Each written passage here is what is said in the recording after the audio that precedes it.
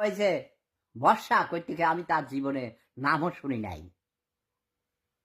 অভিনেতা রাসেল মিয়া একদিন কান্দা কাটা করে আমাকে বলতেছিল, দাদা আমি জেলে ছিলাম। আমি দেখেছি এটা মিডিয়াতে।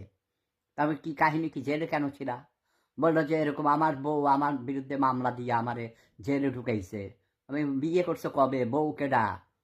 কয় বর্ষা নামক একজন। কিন্তু সে এটা বলে নাই সে অভিনেত্রী। কিন্তু বর্ষা পরে আমি বারবার বিরক্ত করে জেল থেকে বাহির হয়েছে সম্ভবত সে এই বিপ্লব চলাকালীন সময়ে সে অ্যারেস্ট হয়েছিল।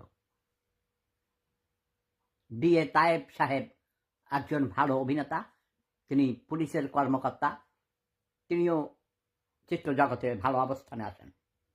রাসেল মিয়াকে আমি অনেক দূর তুলেছি। সে যাইয়া সে জেনে শুনে ভাই প্রতিটা বিয়ে করে কেন? যেই সব পুরুষগুলো প্রতিটা বিয়ে করে তাদেরকে তোমরা জুতা মারো, জুতা মারো। রাসেল মিয়ার দুই গালে জুতা মারো তালে তালে। আর বর্ষাকে তোমরা, নারীদের প্রতি আমি খুবই করুণা প্রদর্শন করি, ভালোবাসি, সম্মান করি। এই নারী বর্ষাকে তোমরা সবাই অ্যাভয়েড করবে, ওকে?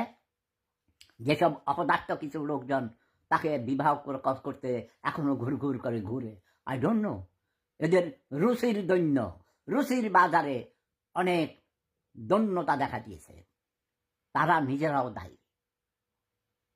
এখন আমি যেই কথাটা বলবো, আমি বেশ কিছু অ্যানালাইসিস করে দেখেছি। বাংলাদেশে জনগণ হইল অতি আবেগপ্রবণ।